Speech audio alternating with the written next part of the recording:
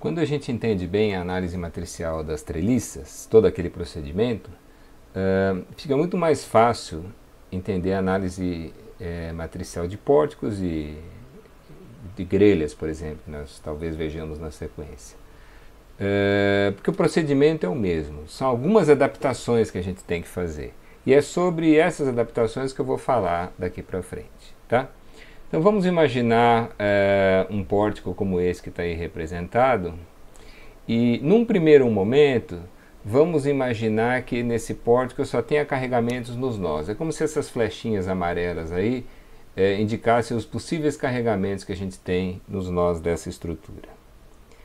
A primeira diferença importante entre a barra de treliça e a barra de pórtico é que na barra de pórtico a gente tem que introduzir a rotação de extremidade naquela relação entre esforços e deslocamentos. Pelo seguinte, a barra de treliça ela é articulada nos dois nós, né? E quando a estrutura se deforma, a barra permanece reta. Ela pode girar, trasladar, tal, aumento de comprimento, tudo isso, mas ela permanece reta.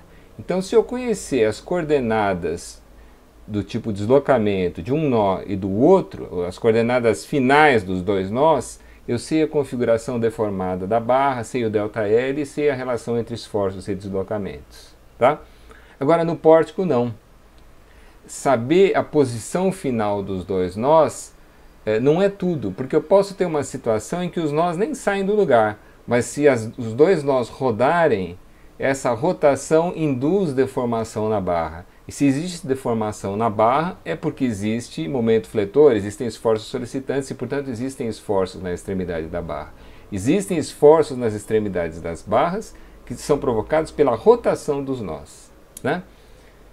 Então, nós vamos ter que incluir isso naquele nosso primeiro passo, que é estabelecer a relação entre os esforços nas extremidades da barra e os deslocamentos nas extremidades da barra. É o que aparece na matriz de rigidez da barra no sistema local. Né? Então vamos fazer isso. Vamos montar o que seria a matriz de rigidez da barra no sistema local. Eu vou colocar aqui a barra numa configuração deformada genérica.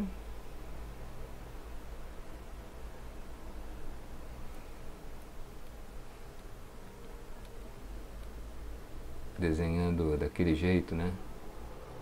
Vamos imaginar que seja essa configuração deformada genérica da barra. Tá? Então, a numeração dos deslocamentos nodais que nós vamos adotar é a seguinte.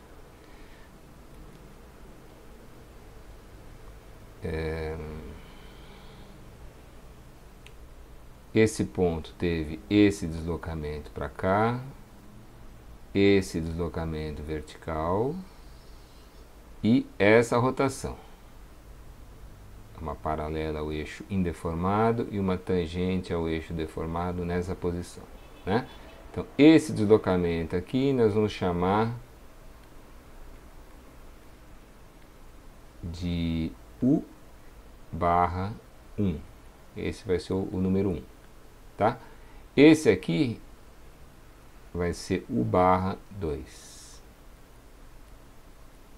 Agora, essa rotação precisa ser considerada também. Ela vai ser U barra 3. Tá? Do lado de cá, deslocamento horizontal, deslocamento vertical e rotação.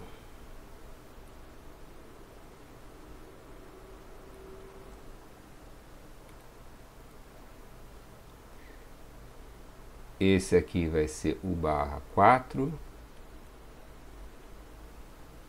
U barra 5 e U barra 6. Esses 6 deslocamentos podem induzir o aparecimento de esforços de extremidades da barra. Tá? A gente costuma dizer que a barra de um pórtico tem 6 graus de liberdade. A configuração deformada dela fica definida pelas 6 grandezas. Tá? Cuidado, eu não estou dizendo que as barras de treliça, as seções transversais de barras de treliça não têm rotação. Elas têm rotação. Mas primeiro, é igual em toda a barra, a rotação é a mesma em toda a barra, e essa rotação fica perfeitamente definida pelos 4 deslocamentos nodais. Aqui não, aqui a rotação é uma grandeza independente, tá?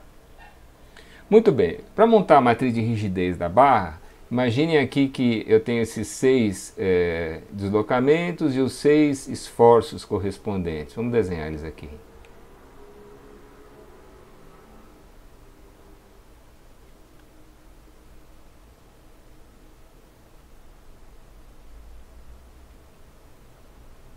Esse aqui seria o F barra 1,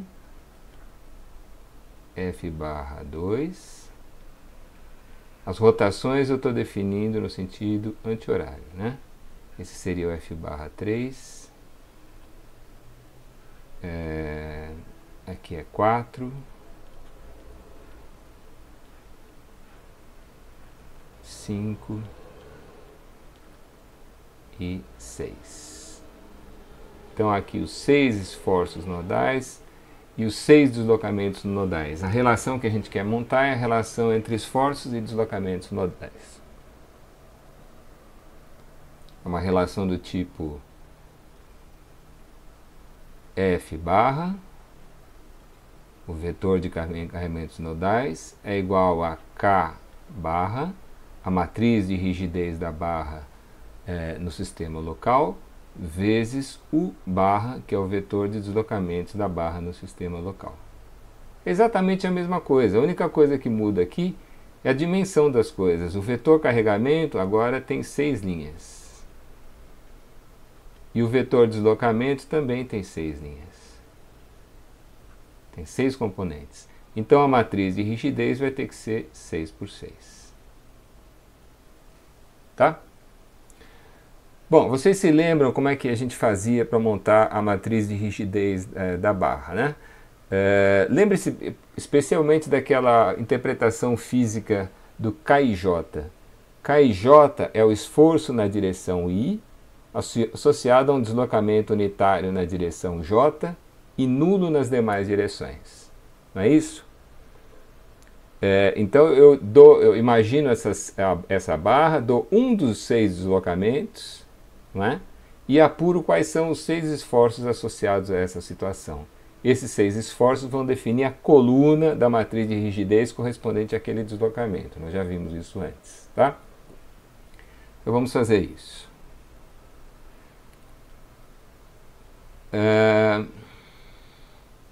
Por razões que vão ficar mais claras mais adiante, a gente costuma... Bom, já vou fazer a figura aqui. A gente costuma fazer o seguinte.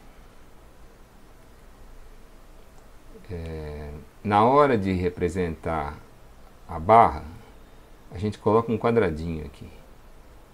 Depois vocês vão entender por que eu faço isso. E outro aqui. Esses quadradinhos indicam os nós aqui na extremidade da barra. Tá? Então, pensando naquela numeração 1, 2, 3, 4, 5, 6. Vamos dar um deslocamento unitário na direção 1 e 0 nas demais. Isso significa que o nó andou 1 para cá, mas não rodou.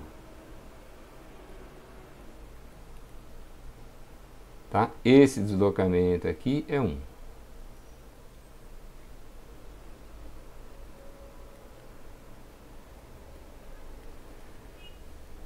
Quais são os esforços que aparecem nessa situação? Bem, vamos lembrar daquela relação. Vou fazer um rascunho aqui embaixo. O ΔL de uma barra é N vezes L dividido por EA. Então, se eu sei quem é o ΔL, a força normal vai ser EA sobre L vezes o ΔL. Tá? Bom, nesse caso, a barra, o ΔL é 1 no sentido do encurtamento. Os esforços associados a isso só podem ser forças de compressão.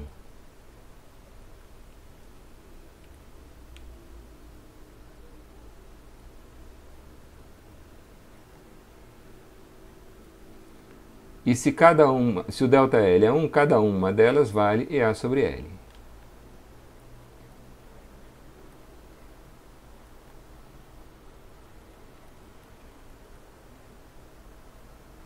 Não é isso? Esses são os esforços associados a essa deformação da barra. Os demais são nulos. Então vejam, aqui eu tenho a primeira coluna da matriz de rigidez. Se o K e J é o esforço na direção I associado a um deslocamento unitário na direção J e nulo nas demais, os J's aqui todos são iguais a 1. Eles especificam a direção em que a gente aplica o deslocamento unitário, impõe o deslocamento unitário. Os I's vão determinar os elementos da matriz conforme a nossa numeração. Eu tenho aqui, vamos preencher essa matriz aqui.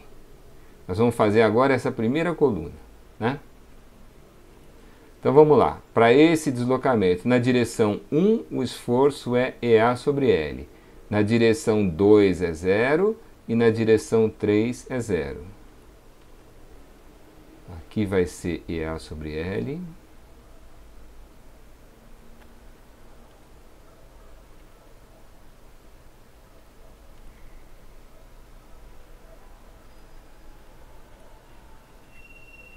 Na direção 2 é 0 e na direção 3 é 0 também. Né? Na direção 4 é essa aqui, vai dar menos EA sobre L. Eu estou pensando no sistema local, incidência da barra da esquerda para a direita. Nesse caso, esse é o sentido do eixo, né? O sentido positivo. Vai ser menos EA sobre L, 0 e 0.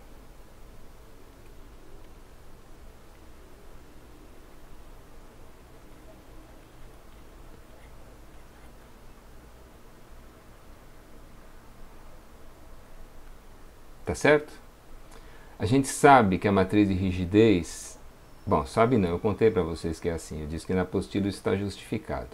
Mas é um fato, a matriz de rigidez é simétrica. Então, ao determinar essa linha, a gente determinou também ao determinar essa coluna, a gente determina automaticamente essa linha, tá? Mas vamos continuar. Vamos montar agora a segunda coluna. Para montar a segunda coluna, a gente tem que fazer o seguinte.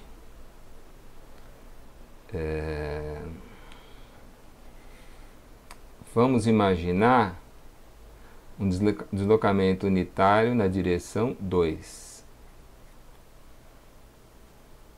e nulo nas demais. Isso significa esse nó subir para cá.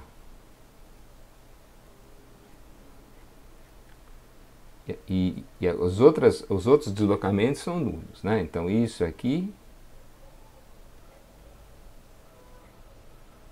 é 1. Agora, aqui não tem rotação e não tem deslocamento horizontal. Então vamos ver se eu consigo fazer essa deformada. Alguma coisa assim.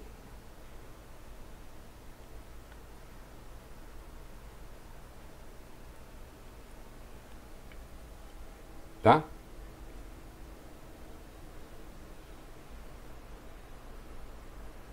Bom, quais são os esforços que aparecem nas extremidades da barra por efeito desse deslocamento imposto? Olha, isso é um deslocamento imposto, nós já resolvemos isso em R1. Isso é a mesma coisa que resolver esse problema aqui, ó.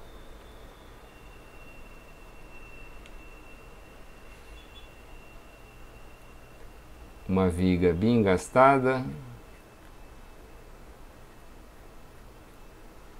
que sofre um recalque de apoio. Esse apoio aqui subiu o delta. É difícil imaginar um recalque para cima, né? Mas em tese pode acontecer. Esse recalque de apoio é um delta aqui igual a 1. Quais são os esforços que aparecem na extremidade da barra por conta desse deslocamento imposto? Isso aí, se vocês olharem o vídeo, tem o vídeo de R1 onde eu resolvo esse problema. Mas vamos fazer de novo. Como é que a gente faz? Bom, a gente já sabe que em vigas carregadas transversalmente, como é o seu caso, né, esse deslocamento, esse recalque de apoio é também um deslocamento transversal, não aparece força normal. Se não aparece força normal, esse problema, que a princípio seria 3 vezes hiperestático, né, porque essa estrutura tem um engastamento além do que seria necessário para ser isostática, acaba virando 2 vezes hiperestática. Isso vocês viram também em R1 e está lá no vídeo, porque não tem a força normal, tá? Então, para transformar essa estrutura numa isostática fundamental, basta remover 2 vínculos. Eu vou escolher como isostática fundamental essa aqui, ó. A viga simplesmente apoiada. Ao transformar essa estrutura numa viga simplesmente apoiada, com articulações dos dois lados, eu removi os vínculos à rotação dos dois lados. No lugar desses vínculos à rotação, eu tenho que introduzir o esforço correspondente, que é o momento fletor, né? Então, eu vou ter que incluir aqui um momento fletor.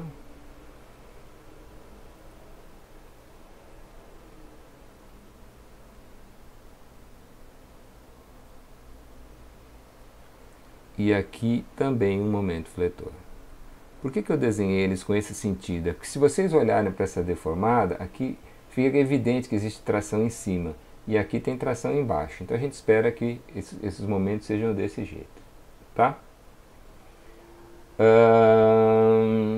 Sabe o que mais a gente espera? A gente espera que eles sejam iguais pelo seguinte: imaginar que esse apoio subiu 1 é a mesma coisa que imaginar que ele subiu meio e esse aqui desceu meio.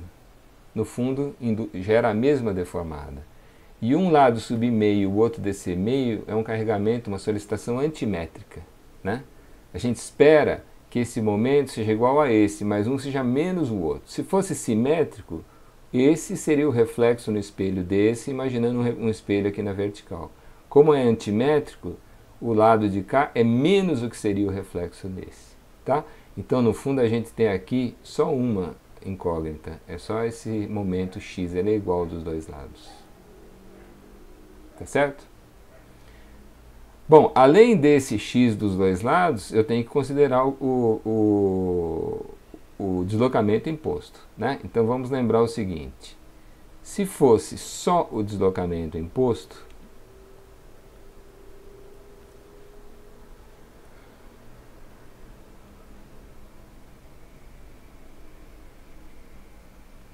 a barra ficaria assim.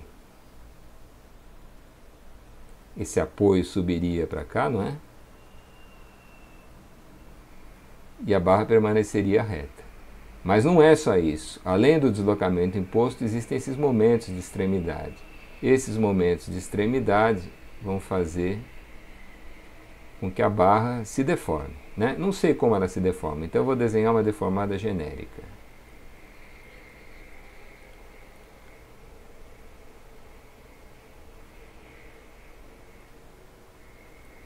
Tá?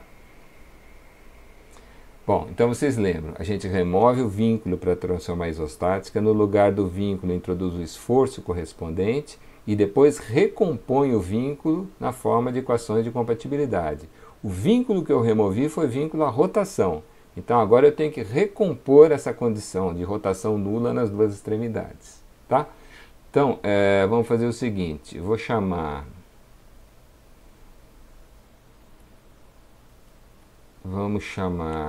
Vamos identificar aqui onde é que estão as rotações das extremidades dessa barra. Esse ponto aqui eu vou chamar de A, esse ponto aqui eu vou chamar de B. A rotação aqui no ponto A vai ser esse ângulo aqui, cuidado aqui, hein?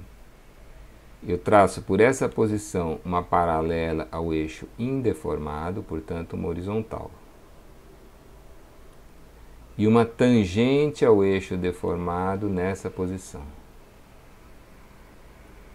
O ângulo de rotação dessa seção vai do indeformado para o deformado. É esse ângulo aqui. Isso aqui é o que eu estou chamando de θ. Tá? O que a gente percebe aqui que o θA é a composição de dois ângulos.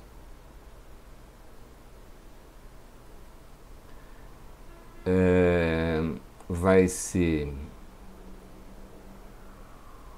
esse ângulo total daqui até lá.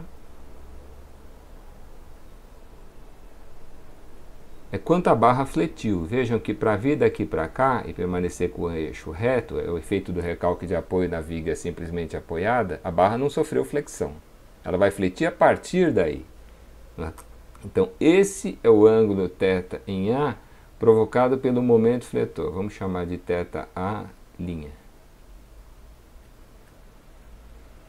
E desse ângulo eu tenho que subtrair esse aqui, ó.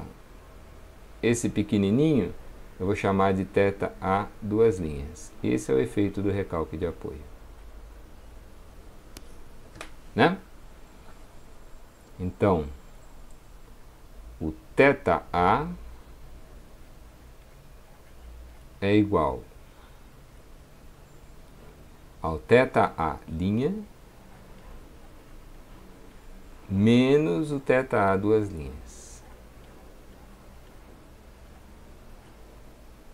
Tá certo? O θA', o que é, hein? É quanto essa barra fletiu na extremidade a apuração desses momentos. Se eu tivesse só esse momento do lado de cá, seria o momento vezes o comprimento da barra dividido por 3EI. E positivo, né? Esse momento atuando sozinho faria a barra fletir para cima. Agora, esse outro momento faria a barra fletir para baixo, né? Seria um efeito negativo. Vai dar x vezes L dividido por 6EI. É 6EI porque agora eu estou calculando a rotação do lado oposto ao lado em que se aplica o momento. Isso aqui é o θA', a rotação provocada por esses dois momentos por flexão, o efeito da flexão da barra. O θA' é o movimento de corpo rígido, é igual a esse ângulo aqui, é o delta dividido pelo L, né?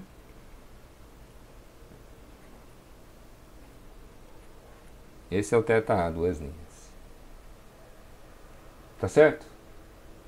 Bom, qual é a nossa condição de compatibilidade? A condição de compatibilidade é que na na estrutura hiperestática original, a rotação aqui tinha que ser zero, né? Isso aqui é igual a zero. Essa é a condição de compatibilidade. Então isso aqui vai dar XL sobre 6EI igual a delta sobre L, né? Vai dar XL sobre 6EI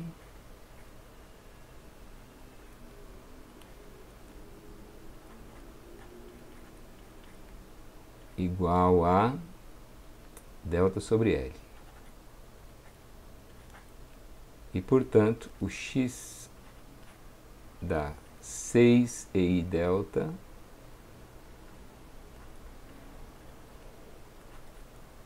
sobre L ao quadrado. Né?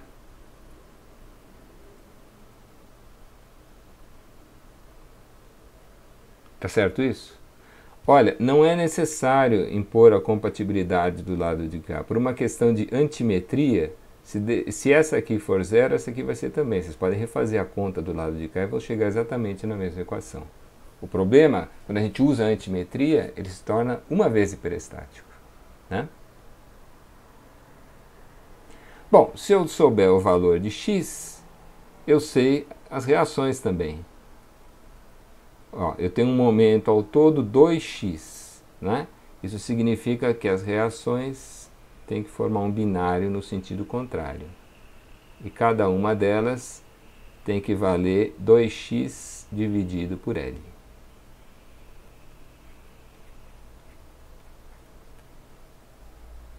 Não é isso? O momento total é 2x, tem que ser 2x no sentido contrário, tá? Então, esse x aqui é o 6EI delta sobre L ao quadrado, né?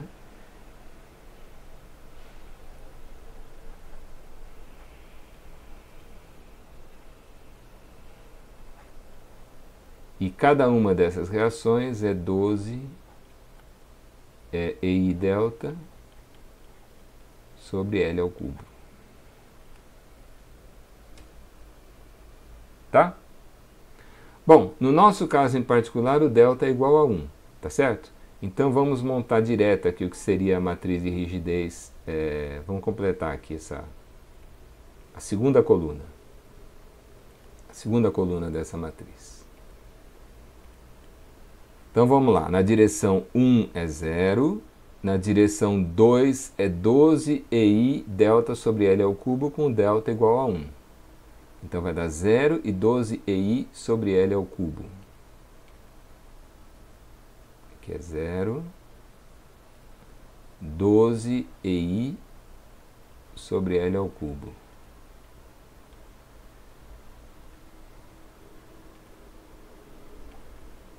Na direção 3 é o 6 EI sobre L ao quadrado.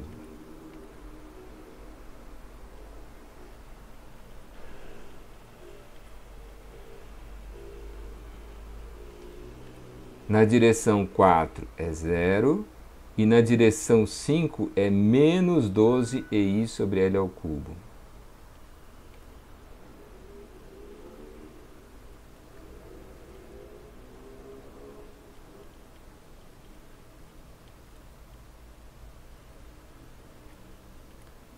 E finalmente na direção 6 é 6 EI sobre L ao quadrado.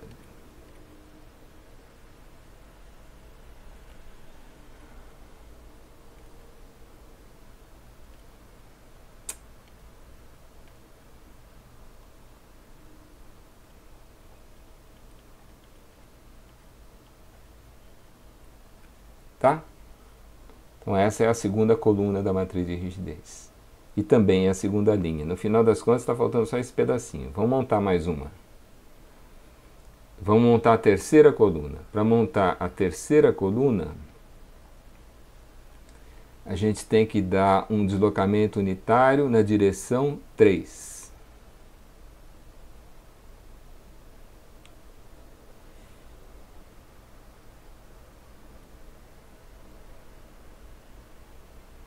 Tá aqui aqueles quadradinhos representando os nós. E agora o que vai acontecer aqui é que esse nó vai rodar. Ele fica assim.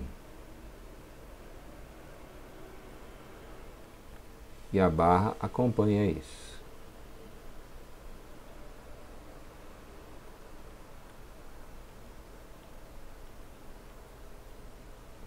Os outros deslocamentos são nulos, né? Precisa tomar cuidado com isso. Essa rotação aqui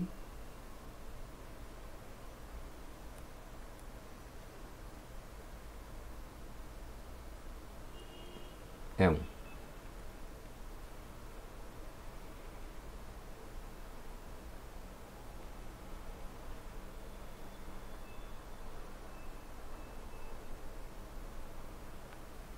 Tá?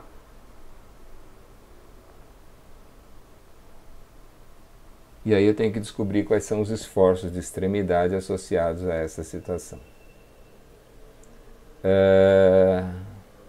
Olha, outra vez, hein? É algo que nós já fizemos em R1. Agora é como se fosse uma viga biengastada com um recalque rotacional.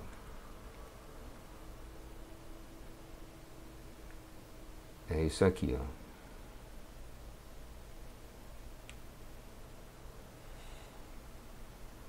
Uma viga biengastada. E esse engastamento rodou 1.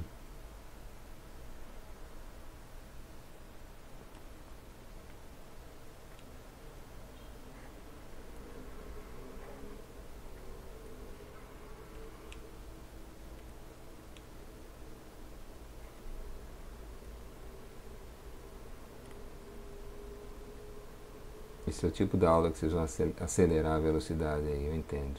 Pode acelerar. Esse deslocamento é 1. Tá? Bom, mesma coisa, né? A isostática fundamental, outra vez, eu vou adotar a viga simplesmente apoiada.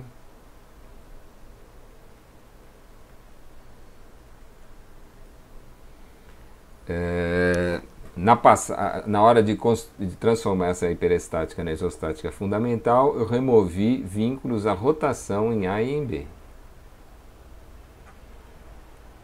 Né? No lugar deles, eu tenho que colocar os esforços correspondentes, que são momentos. Qual que é o sentido desses momentos, hein? Vamos olhar para essa deformada aqui. Cadê a deformada? Aqui. Para essa deformada, a gente espera momentos tracionando em cima aqui e momentos tracionando embaixo aqui, né? A gente espera isso. Alguma coisa assim. Agora, nesse caso, não existe simetria, não existe antimetria, não tem jeito, são duas incógnitas hiperestáticas, x e y.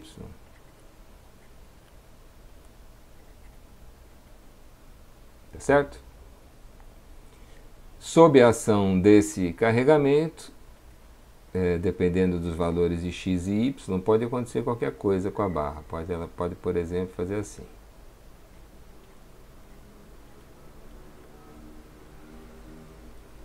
E agora a gente tem que compatibilizar as rotações, né? Essa rotação aqui e essa rotação aqui. Vamos chamar isso aqui de θA.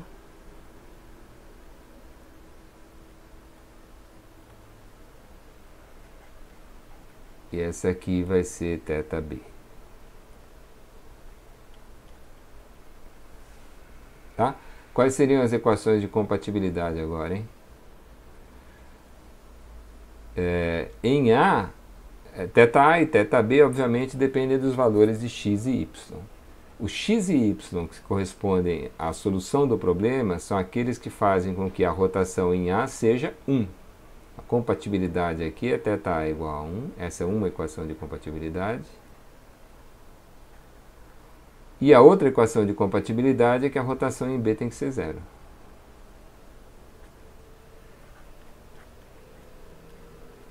Duas equações a duas incógnitas. Tá?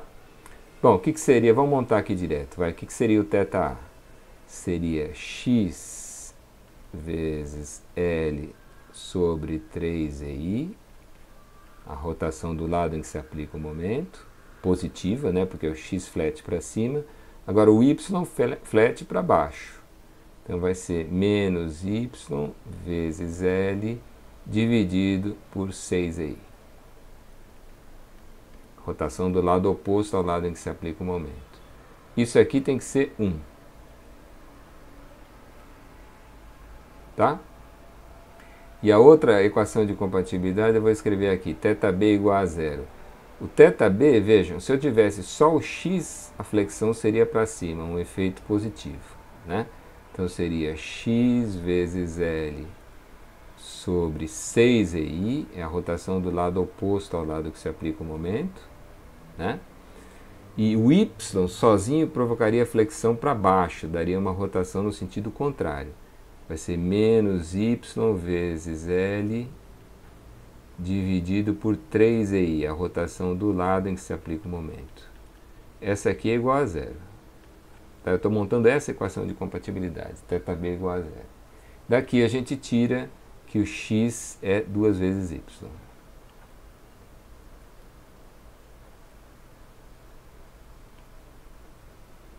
Né? E se eu jogar aqui x igual a 2 vezes y, vai dar 2/3 de y, que é 4/6 de y, menos 1/6 dá 3/6 de y, ou seja, vai dar meio de y. Né? E daqui vai sair, usando esse resultado aqui, vai sair y igual a... Eu esqueci, 2y dá 2/3, que é 4/6, menos 1/6 dá 3/6, dá 2EI sobre L.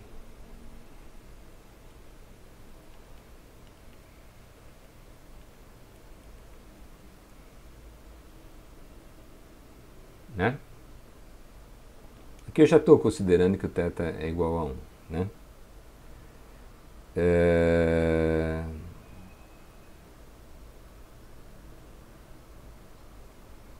É isso, né? E o x é 2 vezes isso, que é 4EI sobre L.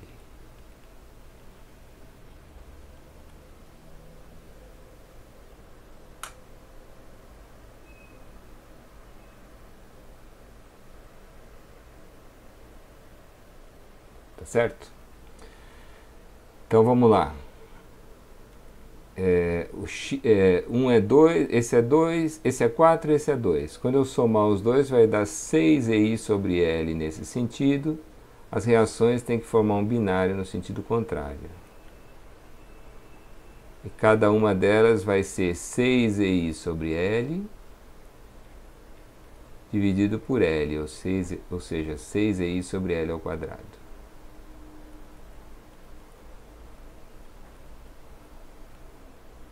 Tá? Agora é passar limpo os resultados. Nós vamos montar agora essa terceira coluna, um deslocamento unitário na direção 3, né? Vai ser o quê, hein? Na direção 1 é 0, na direção 2 é 6EI sobre L ao quadrado. Aqui é 0. 6EI sobre L ao quadrado.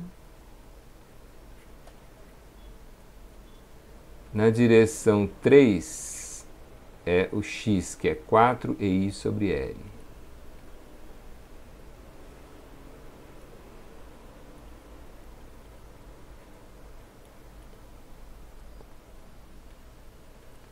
Na direção 4 é 0.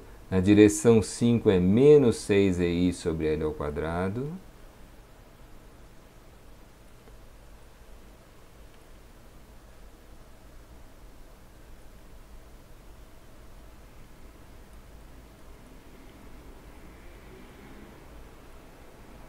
E na direção 6 é o y, né? 2EI sobre L.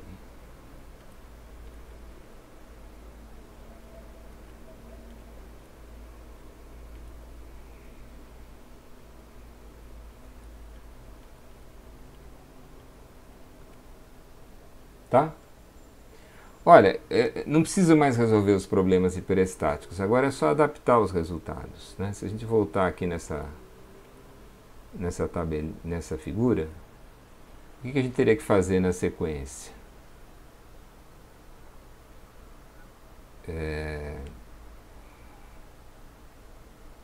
Deslocamento unitário na direção 4.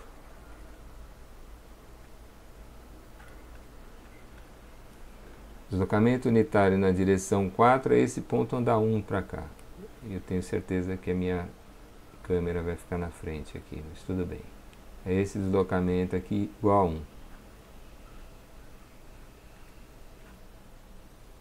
Tá? Os esforços correspondentes, agora é uma força de tração.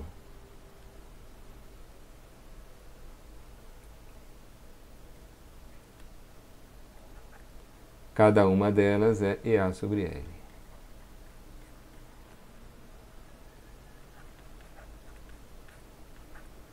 Então, na direção 1 é menos EA sobre L, 2 e 3 é 0.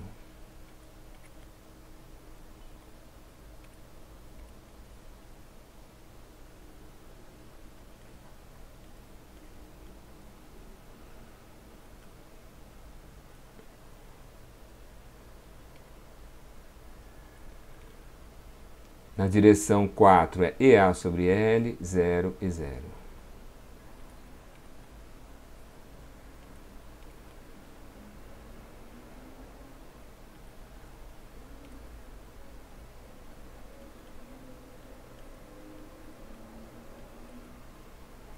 E assim por diante. Tá? Eu não vou ficar aborrecendo vocês com isso aqui, mas vocês já entenderam como é que faz o resto, né? Agora é só impor deslocamento unitário na direção 5 vai ser uma deformada parecida com essa, é só adaptar os sinais dos esforços, e aí depois na direção 6 vai ser uma deformada parecida com essa, é só adaptar os sinais dos esforços, tá? No final das contas vai resultar, depois vocês continuam isso aqui, vai resultar uma matriz simétrica, tem que ser simétrica. Aliás, vamos verificar se já deu simétrica. Isso igual a isso igual a isso igual a isso. Ainda bem, né? E depois a parte precisaria determinar a parte de lá, mas isso é igual a isso e assim por diante, tá? O resto da matriz já quase que está aqui, só falta esses dois elementos e eu deixo vocês completarem, tá bom? Então essa é a matriz de rigidez da barra, isso aqui é para ser completado no sistema local.